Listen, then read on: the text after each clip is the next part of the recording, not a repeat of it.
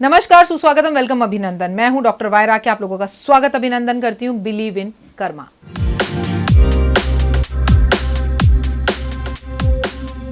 हाँ जी, आ गए आप लोग।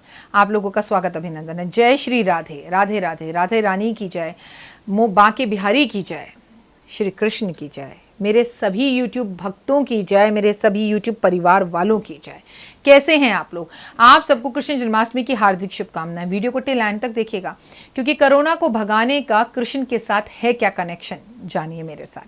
हम कुछ ऐसे उपाय करेंगे। अगर आपको कैंसर है, अगर आपको टीवी है, अगर आपको बवासीर की प्रॉब्लम है, अगर आप हमेशा बीमार रहते हैं, आपकी रिपोर्ट्स नॉर्मल आती हैं, आपकी आंख से आप ठीक से देख नहीं पाते हैं, आपका पेट हमेशा डिस्टर्ब रहता है, कुछ भी आपको अगर परेशानी है तो ये वीडियो टिल एंड तक जरूर देखें। अगर आपका कोई अपना है जो लंबे समय से बीमार है तो भी ये वीडियो आप जरूर देखें। जानिए क्या है अचूक उपाय जो कृष्ण जन्माष्टमी पर आप कर सकते हैं। अगर आप बहुत लंबे समय से बीमार चल रहे हैं तो कृष्ण जन्माष्टमी की रात को चुपचाप इन उपायों को करिए।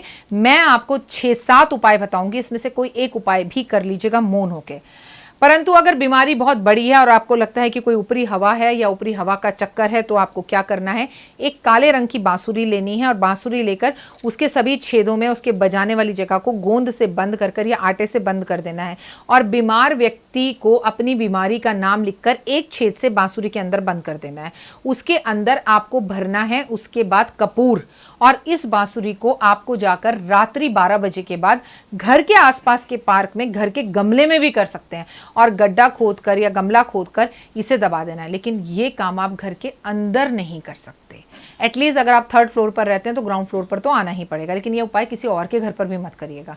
पार्क में कर सकते हैं, थोड़ा सा दूर जाकर कर सकते हैं। इससे आप अपनी बीमारी को दबा कर आ जाएंगे और बीमारी का नाम लिख लीजिएगा अच्छे से, उसमें वो पर्ची डाल दीजिएगा जो आपकी बांसुरी है काले रंग की, और उसके अंदर कपूर भर दीजिएगा। जैसे कपूर ठंडक देता है ना, ऐसे आपकी बीमारी भी 6 महीने के अंदर टाटा बाय बाय हो जाएगी। इनफैक्ट उससे भी पहले आपको रिजल्ट्स दिखने लगेंगे। और एक उपाय, अगर आप लंबे समय से बीमार हैं और आपको बीमारी का कोई अता पता नहीं मिल रहा तो मोहरात्रि वाले दिन आपको अपने सर पर से ठीक रात्रि 12 बजे के बाद 12:05 पर या 6 मिनट पर 11 नींबू, क्योंकि 11 तारीख को कृष्ण जन्माष्टमी है और 11 नंबर 2 नंबर है और 2 नंबर 2020 नंबर है और 2020 नंबर चंद्रमा का 2 नंबर है और राहु का भी बन रहा है। तो अब ये तीनों नंबर मिलाकर शुक्र का नंबर मिल रहे हैं। तो देखिए जीवन में क्या होता है इस कृष्ण जन्माष्टमी के बाद। लेकिन इतना जरूर पता है कि कोरोना की मेडिसिन या वैक्सीनेशन सितंबर में जैसे ही ग्रह गुरु केतु से अलग होगा, जैसे ही ग्रह मार्गी होना शुरू होंगे, हमें इसकी कोई ना कोई मेडिसिन जरूर मिल जाएगी। अब आप 11 नींबू ले लें और बीमार व्यक्ति के सर पे से वो 11 नींबू घुमा लीजिए और उसे अपने घर की डस्टबिन में फेंक दीजिए। लेकिन फिर कंडीशन है, डस्टबिन घर के बाहर होनी चाहिए। अगर आप 3rd 4th 5th फ्लोर पर रहते हैं तो कॉमन डस्टबिन का कोई एरिया होगा, उसमें जाकर इसे फेंक दीजिए। रात्रि 12 बजे का कारण नहीं होता तो मैं आपसे सच में बोलती कि इसे चौराहे पर जाकर फेंकाओ। अगर आप ये कर सकते हैं, आप गाँव में रहते हैं, आपके घर के आसपास ही चौराहा है, तो सबसे पहली एडवाइस मेरी ये है कि आप इसे चौराहे पर जाकर फेंकाइए। अगर आप स्वस्थ होना चाहते हैं और कृष्ण जन्माष्टमी वाले दिन आपको क्या करना है कि कम से कम 12 रोटियां कृष्ण जन्माष्टमी की रात को बनाकर रख लीजिए और बहुत सॉफ्ट आटे को दूध में गुंदवाइएगा। रात्रि 12 बजे वो 12 रोटियां कृष्ण जी के सामने रख दीजिए। उसके बाद उन रोटियों को उठाइए और बीमार व्यक्ति के सर पे से रात्रि 12 बजे ही घुमाइए। मतलब ऐसे एंटी क्लॉकवाइज 12 बार घुमाइए। और इन रोटियों को घुमाने के बाद अगले दिन सुबह सबसे पहले बिना नहाए धोए उस बीमार व्यक्ति को गाड़ी में बिठाकर उसके साथ ले जाकर इसे या तो चौराहे पर छोड़ दीजिए या किसी गाय को खिला दीजिए। लेकिन एक बात सदैव याद रखिएगा कि बीमार व्यक्ति अगर बहुत बीमार हो और वो आपके साथ जाने की स्थिति में ना हो तो केवल उसका हाथ ही लगवा लीजिएगा। इस उपाय को करने से भी रोग दोष खत्म होगा। अगर 108 मोर पंख लेकर कृष्ण जन्माष्टमी वाले दिन कृष्ण जी के आसपास रख दिए जाएं अपने घर के मंदिर में भी, और सुबह उन सब 108 मोर पंखों को लेकर एक साथ बंच बनाकर उसे लाल धागे से बांधकर बीमार व्यक्ति के बिस्तर के आसपास रखें तो आप महसूस करेंगे कि उसकी बीमारी सही होनी शुरू हो गई है और उसे दवाई लगनी शुरू हो गई है और वो बीमारी से ठीक हो रहा है, उभर रहा है। ये तो सारी बातें रही बीमारी की।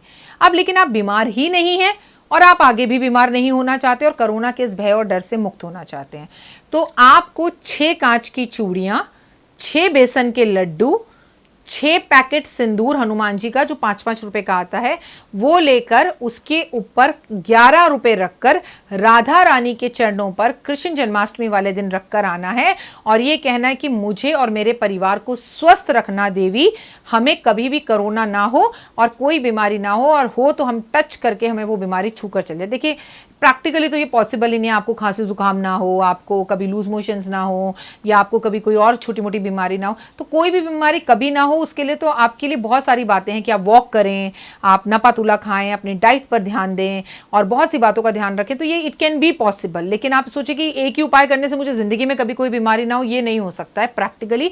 लेकिन हाँ, आप कोरोना से जरूर बच सकते हैं इन उपायों को करने से। आप अगर बीमार रहते हैं और आपकी रिपोर्ट्स नॉर्मल आती हैं, आपको अपने आसपास किसी के होने का अनुभव होता है, आपको ऐसा महसूस होता है जैसे आपके घर में नेगेटिव एनर्जीज हैं, तो आप अपने घर के अंदर भरपूर रोशनी का इंतजाम कीजिए। एक कमरे में 2-2, 3-3, 4-4 ट्यूबलाइट्स लगवाइए, देखिए कि लाइटों की कोई कमी ना हो। और कृष्ण जन्माष्टमी वाले दिन वैजयंती माला कृष्ण जी को ठीक रात्रि 12 बजे गिफ्ट और तोहफे के रूप में दे दीजिए। अगले दिन सुबह नहा धोकर आप बीमार व्यक्ति को वो माला उसके गले में पहना दीजिए। आप महसूस करेंगे कि 11 दिन के अंदर बीमार व्यक्ति की तबीयत सही होने जा रही है और पहले से बेहतर होती जा रही है। कृष्ण जन्माष्टमी पर आप कृष्ण को जो चीजें भेंट स्वरूप दे सकते हैं, आपकी जेब के अनुसार, सबसे पहली बात तो राधा रानी का नाम ले और बहुत उत्तम और बढ़िया रहेगा। आप बात करते हैं कृष्ण जन्माष्टमी हो और हम तुलसी की बात ना करें तो बात अधूरी रह जाएगी। दुनिया में आप जितने मर्जी तोहफे कृष्ण जी को दे दीजिए, अगर आपने तुलसी का पौधा अपने घर में नहीं लगाया, अगर आपने तुलसी का पौधा मंदिर में रोपण नहीं किया, अगर आपने तुलसी कृष्ण जी को अर्पण नहीं करी, तो आपके सभी उपाय टैं फिश हैं, जीरो हैं। भगवान को कुछ भी नहीं चाहिए, सिर्फ भगवान को तुलसी चाहिए। मात्र और मात्र मैंने जितनी वीडियो बनाई है उनको सबको दरकिनारे कर कर एक तुलसी का पौधा लेकर उसके अंदर एक पीली कोड़ी डालकर 1 रुपए का सिक्का डालकर कृष्ण जी के मंदिर में रखकर आइए और अपनी अच्छी सेहत और अपने अच्छे परिवार की अच्छी सेहत की मनोकामना और मन्नत जरूर मांगे आप। इससे आपकी सभी मनोकामनाएं जल्द से जल्द पूरी होंगी और भगवान की आप पे विशेष कृपा होगी। मैं हूं डॉक्टर वायरा की। अगर अभी तक आपने 5 minute stories channel like, subscribe, share नहीं किया तो जरूर करें, क्योंकि कृष्ण जन्माष्टमी के 10 दिन तक मैं सुनाऊंगी कृष्ण की 10 बातें, 10 गाथाएं, 10 ऐसी अनसुनी कहानियां जो आपको जीवन में मोरल देंगी। फिलहाल दीजिए इजाजत, नमस्कार। मैं डॉक्टर वायरा की आप लोगों का स्वागत अभिनंदन करती हूँ। Thank you so much. पोटली के लिए अभी से आप इतना जोश दिखा रहे हैं। दिवाली पर मैं आपको पोटली भेजती हूँ और 9 दिन नवरात्रों की पूजा होती है। इस बार भी पोटली बनेगी, लेकिन लॉकडाउन का टाइम है, सामान बाजार में कम मिल रहा है, लोग कम हैं, पंडित जी कम हैं, तो हम पोटलियाँ इस बार पहले से भी कम बना रहे हैं। अगर आपको वो चमत्कारी पोटली चाहिए जो दिवाली पर मंगाकर आपने पिछली बार अपने घर रखी थी, तो आप हमसे संपर्क जल्द से जल्द करें, क्योंकि पोटलियों की बुकिंग शुरू हो गई है और गिनती की पोटलियां बनेंगी और ये पोटली आपके घर आपको पहुंचाई जाएगी। अगर आप पोटली चाहते तो ऊपर दिए गए 3 नंबरों पर फोन करें, लेकिन जब भी आप पोटली के लिए फोन करें सबसे पहले मेरी ये सीट देखें, माँ सरस्वती को देखें, पूरा ऑफिस देखें कि आप पोटली सही राखी से मंगवा रहे हैं या नहीं मंगा रहे। वीडियो कॉल कर कर मेरा ऑफिस देखकर तभी पोटली के पैसे जमा कराइएगा। कितने की पोटली है, क्या है पोटली, कैसे मिलेगी आपको पोटली, तमाम जानकारी अगर आप जानना चाहते तो ऊपर के इन 3 नंबरों के सिवा किसी और नंबर पर कॉल नहीं कीजिएगा। फिलहाल दीजिए इजाजत, नमस्कार।